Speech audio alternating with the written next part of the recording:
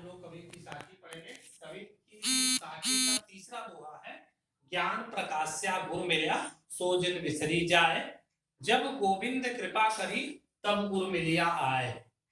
मतलब कि सच्चा गुरु आसानी से प्राप्त नहीं होता है। सच्चे गुरु की प्राप्ति के लिए ईश्वर की जब कृपा होती है तभी सच्चा गुरु मिलता है। कबीरदास जी कह रहे हैं कि ज्ञान प्रकाश्या गुरु मिला, मतलब कि जब हमें सच्चे गुरु की प्राप्ति हुई तब हमारे हृदय में ज्ञान का प्रकाश उत्पन्न हुआ।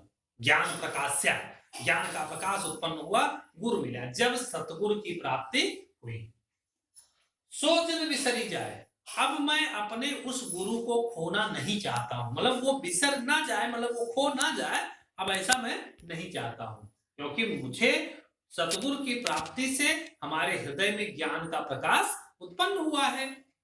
और जब गोविंद कृपा करी तब गुरु मिले आए। सच्चे गुरु की प्राप्ति आसानी से नहीं होती है, सरलता से नहीं होती है। जब ईश्वर की अपार कृपा होती है, जब गोविंद की कृपा होती है, तभी सच्चे गुरु की प्राप्ति होती है। तो कबीरदास जी कहते हैं कि हमें जब सतगुरु की प्राप्ति हुई तो हमारे हृदय में ज्ञान का प्रकाश उत्पन्न हुआ। सो जन बिसरी जाए, अब अपने उस गुरु को जिसके द्वारा मुझे ज्ञान का प्रकाश मिला है उसको मैं खोना नहीं चाहता हूं, क्योंकि जब गोविंद कृपा करी तब गुरु मिले आए। क्योंकि जब ईश्वर की अपार कृपा होती है तभी सच्चे गुरु की प्राप्ति होती है। संदर्भ आप जो पहले लिखे हैं पूर्ववत हो जाएगा। प्रसंग आप लिखेंगे कि ईश्वर की सतगुरु की प्राप्ति से ही, सतगुरु की प्राप्ति ईश्वर की कृपा से होती है। और उसके बाद व्याख्या जो आपको बताए, काव्यगत सौंदर्य में सच्चा गुरु ईश्वर की कृपा से ही प्राप्त होता है। रस शांत है, छंद दोहा है, अलंकार अनुप्रास, भाषा चतुक्कड़ी और शैली उपदेशात्मक शैली है। उसके बाद फिर चौथा दोहा है, माया दीपक नर पतंग भ्रमि भ्रमि हुए परंत, कह कबीर गुरु ज्ञान थे एक आध। कबीरदास जी कहते हैं कि माया दीपक, मतलब कि ये सांसारिक मोह माया एक जलता हुआ दीपक है।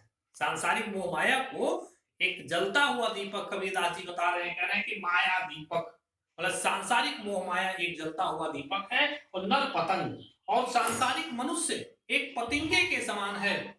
भ्रमि भ्रमे हुए परंत, जिस प्रकार से पतिंगा घूम घूम करके दीपक की लौ पर गिरता है और अपने को नष्ट कर देता है, ठीक उसी प्रकार से भ्रम भ्रमे हुए परंत मनुष्य भी, सांसारिक मनुष्य जो एक पतिंगे के समान है, वो घूम घूम करके मोह माया के जाल में फंसता हुआ चला जाता है। और कह कबीर गुरु ज्ञान थे एक आध व्रत। कबीरदास जी कहते हैं कि जिसको गुरु के द्वारा ज्ञान की प्राप्ति हो गई है, एक आध व्रत, वही एकाध लोग, एक आध, एक आध का मतलब ये नहीं एक और आधा, एक आध मतलब जैसे उंगलियों पर गिनने की संख्या होती है कि 1 2 3 4 5, मतलब कि इतना बड़ा देश है तो उसमें जो है थोड़े लोग अगर मोह माया के जाल से बच जाते हैं तो उनको एक आध ही गिना जाता है। एक आध व्रत मतलब एकाध लोग हैं जो मोह माया के जाल में फंसने से बच जाते हैं। और वो कौन लोग हैं कि जिनको गुरु के द्वारा ज्ञान की प्राप्ति हो गई है। संदर्भ आप पूर्व लिखेंगे। प्रसंग, गुरु के द्वारा ही मनुष्य मोह माया के जाल में फंसने से बच सकता है। व्याख्या लिखेंगे, काव्यगत सौंदर्य, गुरु के द्वारा प्राप्त ज्ञान से मनुष्य मोह माया के जाल से बच जाता है। रस शांत है, छंद दोहा है, अलंकार अनुप्रास, भाषा चतुक्कड़ी शैली उपदेशात्मक शैली है। बस।